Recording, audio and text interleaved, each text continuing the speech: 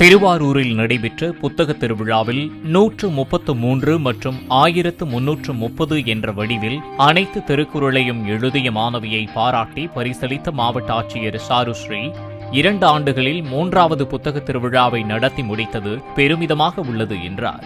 மனு அளிக்கும் மக்களின் குறைகளை கேட்டு தீர்க்கும் ஆட்சியர் கிடைத்துள்ளதாக எம்எல்ஏ பூண்டி கலைவாணன் பாராட்டினார்.